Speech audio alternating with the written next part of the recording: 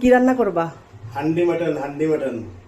তো এই যে দেখো বন্ধুরা, আজকে হান্ডি মটন রান্না হবে। এই যে মটন আনা হয়েছে, তোমাদের দাদাভাই হান্ডি মটনটা খুব ভালো রান্না করে। এই যে দেখো, এখন এই যে পেঁয়াজ দিয়ে দেবে, পেঁয়াজ দিয়ে মেখে নেবে। আমরা দুইজন 500 মাংস আমাদের এনাফ। 500 মাংস খেয়ে পারি আমরা, আরো থেকে যাবে। এই যে পেঁয়াজ দিয়ে এখন মাখা হচ্ছে। এটা কি মশলা? মশলা আদা রসুন পেঁয়াজ আচ্ছা, দিয়ে দিলাম। সব মশলা এর ভিতরে দিয়ে দিচ্ছে। এগুলো দিয়ে দিলাম। এই জিরের গুঁড়ো, হ্যাঁ অল্প দাও। এরপরে কি হলুদ, এই যে হলুদ দিচ্ছে। হলুদ দিয়ে দিলাম। এই রান্নাটা একটু ঝটপট হয়ে যায়, তোমরা রান্না করে খেও, আর দারুণ টেস্ট হয়, দারুণ। একটু লঙ্কার গুঁড়ো দিয়ে দিলাম, জাস্ট কালারের জন্য। কাশ্মীরি লঙ্কা, একটু কালার না হলে আবার ভালো লাগে না। একটু তেল, এই যে একটু তেল দিয়ে দিলাম, কাঁচা তেল, এটাই বৈশিষ্ট্য রান্না। কাঁচা তেল, একটু লবণ, এই যে লবণ দিয়ে দিলাম।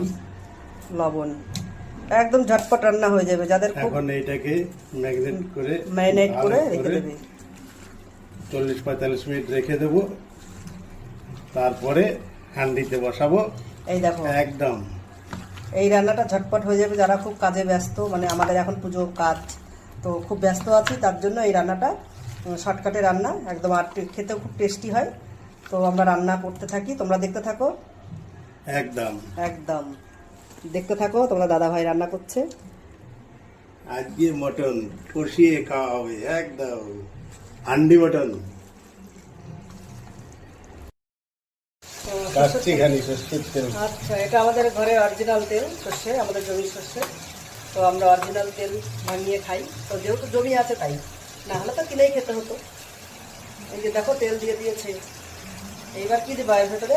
এর ভিতরে দেবো দারচিনি, কি দেবে এর ভিতরে? এলাচ, দারচিনি, লবঙ্গ দিয়ে দিয়ে দিলাম। এগুলোতে ফ্লেভার আসে ভালো, না? হ্যাঁ আচ্ছা, একদম। এই যে তেজপাতা, দুটো শুকনো লঙ্কা দিয়ে এগুলোতে দিলাম। দারুণ একটা ফ্লেভার আসে। এর সঙ্গে দেবে হচ্ছে একটু জিরে দিয়ে দিলাম, সম্বারা, হ্যাঁ, মানে ফোড়ন আর কি। ফোড়ন এটা দিয়ে দিলাম। দিলে টেস্ট ফ্লেভারটা খুব টেস্ট হয়, টেস্টি হবে। কি সুন্দর গ্রান বেরোচ্ছে। বন্ধুরা এইবার এই যে মটন দিয়ে দিয়ে দাও, দিচ্ছি। দিয়ে দাও। আরে বাটি ধরে দিয়ে দাও। হ্যাঁ, ঢেলে দাও। হ্যাঁ, বন্ধুরা, এই এই দেখো ম্যারিনেট করা ছিল সেই মাংসগুলো সব দিয়ে দেওয়া হলো এর ভিতরে।